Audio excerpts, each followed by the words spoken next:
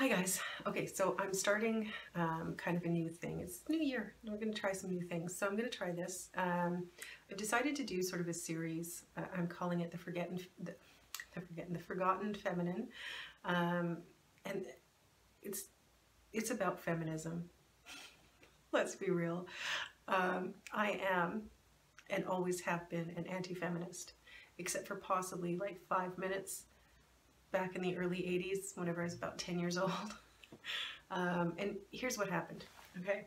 So, whenever I was about 10 years old, I was in this sort of supersized classroom with 2 teachers.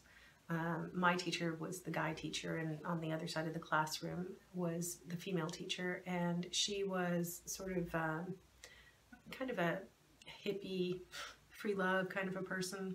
She's a little different. But I think she noticed I have always been a voracious reader. Like I go through books like most kids go through candy. It was just something that I was always very, it was just something I love to do. I love to read, I love film, I love story in all capacities. So that's just who I've always been. And she, I think, noticed that. And at one point she gave me a book by Helen Gurley Brown. Now, get this title to give to like a 10-year-old. Sex and the Single Girl. Yeah. My grade 6 teacher, or co-teacher, whatever the hell, gave me this book called Sex and the Single Girl by Helen Gurley Brown. Now, that book, of course, it felt naughty to me because, you know, I'm this little girl who gets this book about sex. Anyway, I started reading it.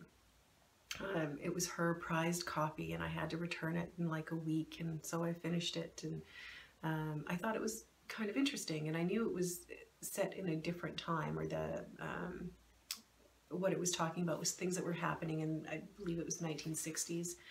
It's been a long time. I only read the book once, way back then, and I don't remember much about it, except that it had affected me as a kid. I found it interesting. So, I mean, after I read it, I may have considered myself, well, I don't know if it brought up feminist or feminism, that movement, but if it did, I might have thought about it at that time, that I might want to be that, until I started exploring other feminist literature and feminist speakers. And one of them, and I had to look it up, it is Sally Miller Gerhardt, and she did a series of talks in a university down in the States. She's a sci-fi writer.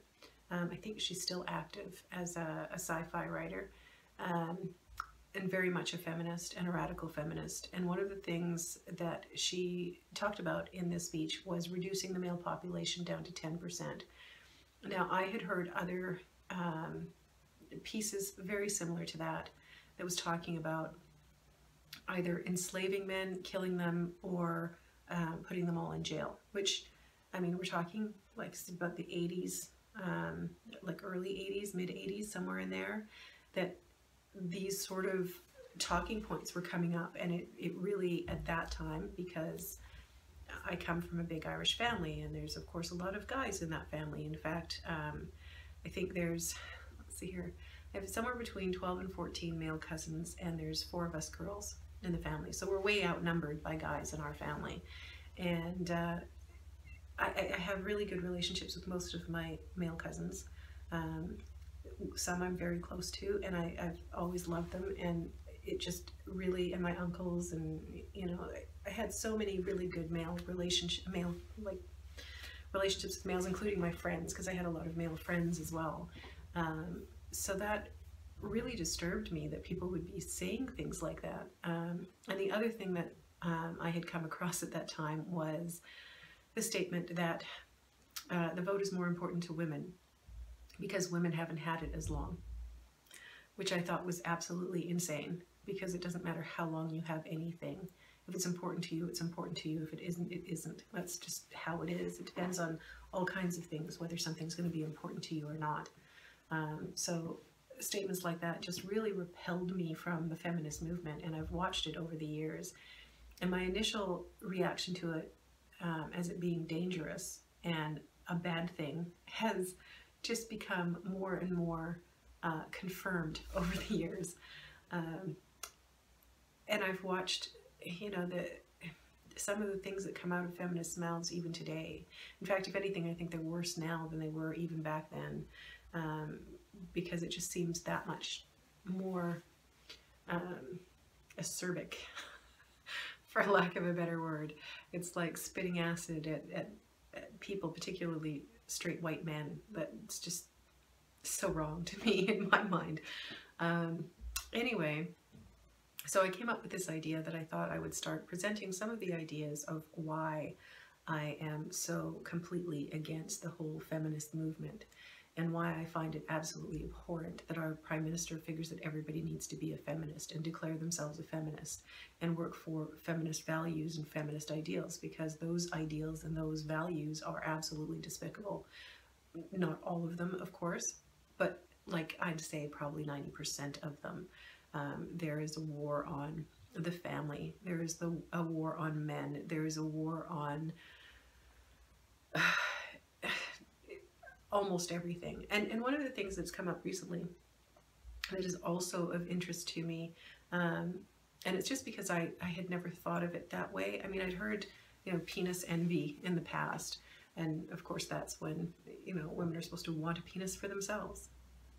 We won't get into that because my mind will go into places that we're not going to go to.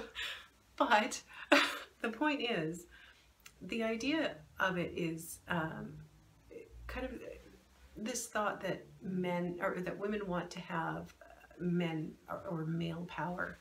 And that's why I thought I'd present this whole idea of the forgotten feminine, because I grew up in, like I said, a big Irish family, and I grew up with some pretty powerful female role models, which has always given me a very strong sense of who I am as a woman. As just a female, even as a girl, I sort of had this very strong feeling that I'm capable of anything, I can do anything, and that isn't a feminist perspective, because in feminism, they seem to think that women need an advantage of some sort just to accomplish the same things as a man can, or they have to knock men down a few pegs so that they can, you know, rise up at least to that level and, you know, preferably overtake them. And that's the thing, like, there's a big difference between masculine power and the masculine identity and the female identity and female power. And it seems like what feminists really want, when you boil it all down, is they want to abandon female power and the female identity and take over the male identity and the male power and that whole structure. And one of the things that is a problem with that is biology. So basic biology. Here's the thing. Women have children. We're the only ones that can do it. We're the only ones that can have them, hold them in our womb and nurture them to birth. We're it. That's what we do. It's what we've always done. It's a physical thing. You can't get away from that. And that gives us a certain amount of power, and it gives us, it makes us who we are as women. It also means that we have to make compromises in our life, because to gestate a child takes 9 months.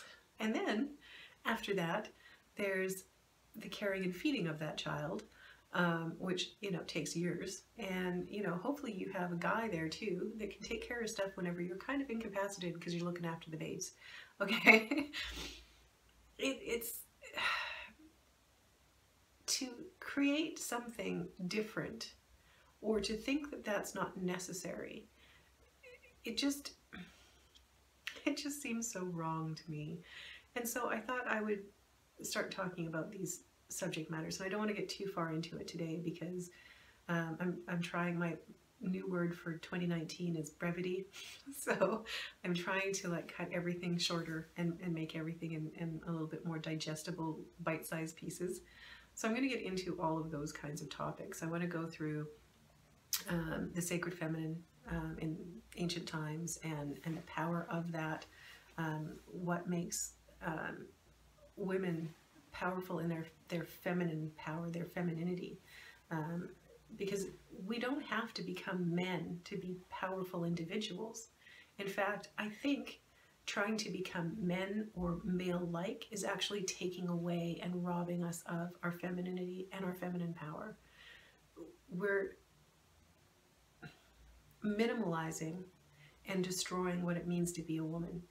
And that is a very dangerous road to go down, and it's the road that we've been on for some years. And I think some of the fallout or the consequences of that are what we're seeing in our societies, as a Western society right now. These kids that have been raised in daycares instead of being raised at home with their moms. I think that is showing up in the way that people are behaving these days.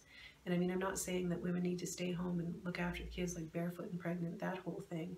But I am saying that there is something that has been lost, and I think feminism has a great deal of the blame on its shoulders for what's going on today and the decline of the nuclear family. I mean, they've declared that there's a war against the nuclear family. There's a war against, not all feminists, but they've said there's a war against marriage. They see marriage as the slavery of the woman. I mean, this is ridiculous. They don't see partnership. And that's the whole thing. A relationship between a man and a woman is all about partnership and coming together so that you can do more as a team. So yeah, we'll get into those things bit by bit over time, because if I were to go off on just one video about everything I think about feminism, it would take hours, and I'm not going to do that to you. So that is the introduction to a new series called The Forgotten Feminine. So I hope you enjoy it.